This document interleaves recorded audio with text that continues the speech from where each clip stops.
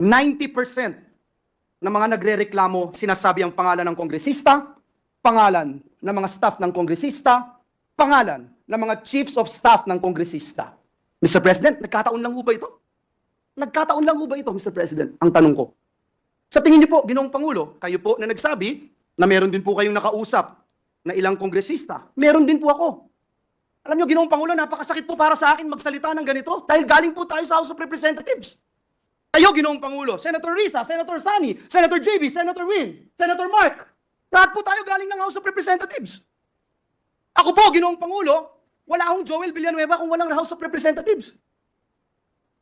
Lahat po ng natutunan ko, paano ako makakapag-contribute for nation building, natutunan ko sa House of Representatives. Kaya masakit po sa akin, Ginoong Pangulo, ang makita 90% ng reklamo, House of Representatives. Nagkataon ho ba ito, Ginoong Pangulo? Magsasalita na po ako, yung alam ko ho, personal, hindi lang yung sinumbong sa akin na sinasabi kong 90%. Sa aking lalawigan, ito yung pinakamasakit.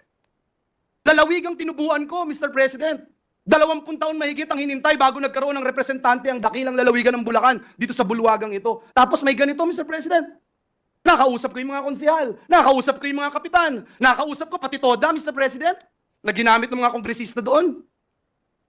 Doon nga po sa Hagunoy, pinapirma sila sa Hagunoy, Bulacan, hindi alam kung ano yung pinipirmahan.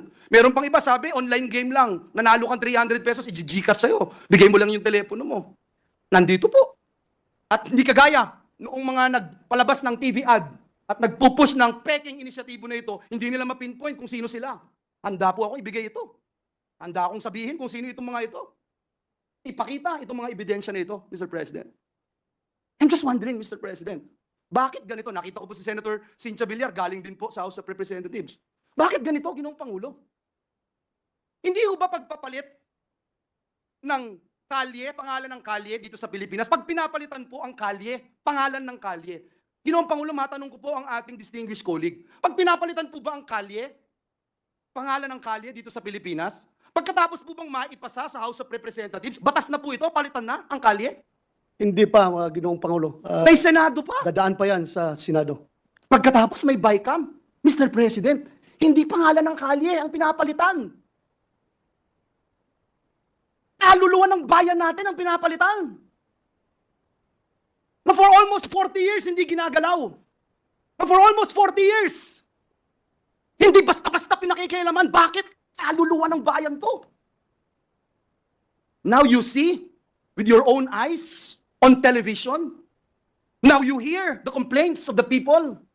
And I will use and borrow the words of Senator Bato de la Rosa, yung mga nagdarahop, yung mga naghihikahos, mga nangangailangan ng tulong, nangangailangan ng ayuda ng gobyerno, umaasa sa tulong ng gobyerno, pagsasamantalahan natin para lamang ma-extend ang termino natin, para lamang ma-abolish ang Senado. Mr. President, kung gusto ng taong bayang i-abolish ang Senado, I don't mind. If it is the will of the people, I don't mind.